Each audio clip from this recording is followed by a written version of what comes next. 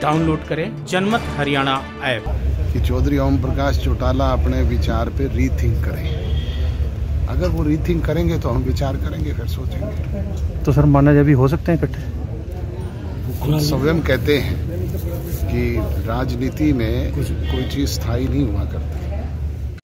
सोमवार दोपहर तक ये चर्चा आम थी कि आने वाले दिनों में चौटाला परिवार एक हो सकता है। अपने तमाम मतभेदों को भुलाते हुए अभय चौटाला और अजय चौटाला का परिवार साथ में आ सकता है। ये कयास इसलिए भी लगाए जा रहे थे कि कुछ दिन पहले यमुनानगर में अजय चौटाला ने कहा था कि राजनीति में कुछ भी असंभव नहीं है और परिवार एकजुट हो सकता है। लेकिन अजय ने इसका सारा दारोमदार अपने पिता ओम प्रकाश चौटाला पर छोड़ दिया था। रविवार को गुरुग्राम में पूर्व वित्त मंत्री कैप्टन अभिमन्यु की बेटी की शादी में डिप्टी सीएम दुष्यंत चौटाला और इनेलो सुप्रीमो ओम प्रकाश चौटाला पहुंचे थे। पोते दुष्यंत चौटाला ने दादा ओम प्रकाश चौटाला के पांव छूकर आशीर्वाद भी लिया, जिसकी दुष्यंत ने सोशल मीडिया पर फोटो भी शेयर की। फोटो आने के बाद तो ये पक्का ही मान लिया गया कि इनेलो और अजय का परिवार साथ मिलकर ही 2024 का विधानसभा चुनाव लड़ने जा रहे हैं। इसके लिए बाकायदा ये तर्क भी दिया जा रहा था कि किसान आंदोलन और बीजेपी के साथ जाने की वजह से दुष्यंत से इनेलो का परंपरागत वोटर काफी नाराज हो गया है,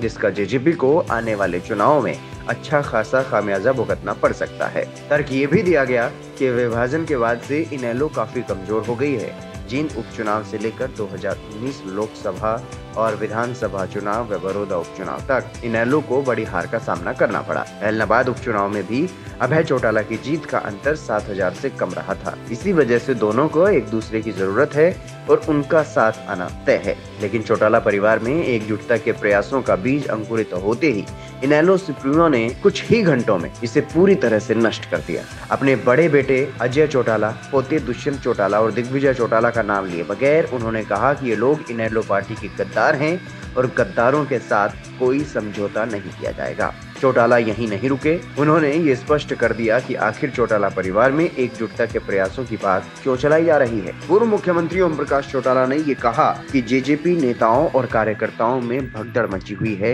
इस भगदड़ को रोकने के लिए ऐसे भ्रमित करने वाले संदेश फैलाए जा रहे हैं कि चौटाला परिवार में एकजुटता होने जा रही है, ताकि जेजेपी से भागने वाले लोग वहीं पर रुके रहें। मैंने कभी अपने व्यक्तिगत और राजनीतिक जीवन में अपने सिद्धांतों और अनुशासन से समझौता नहीं किया और जिन्होंने इनेलो पार्टी के साथ अनुशासनहीनता की है, चाहे वो कितना भी बड़ा नेता हो या कार्यकर्ता हो, उसे कभी बर्दाश्त नहीं किया। अजय सिंह और दुष्यंत की तरफ इशारा करते हुए चौटाला ने कहा कि ये लोग सत्ता के लोभी थे।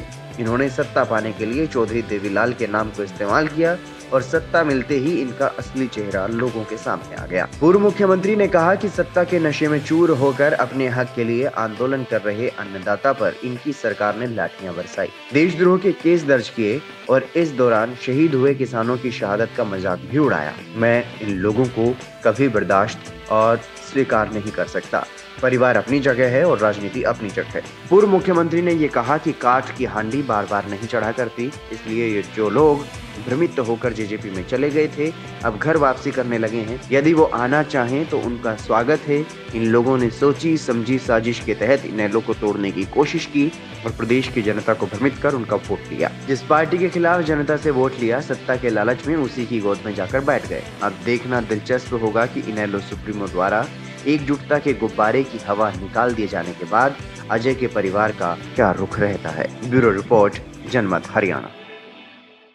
राजनीति के आगे, राजनीति के पीछे, हर हलचल को जानने के लिए हमारे YouTube चैनल जनमत हरियाणा को लाइक करें, सब्सक्राइब करें और अपडेट रहने के लिए बेल आइकन दबाना ना भूलें। देखते रहें जनमत हरियाणा, सच के अलावा कुछ भी नहीं।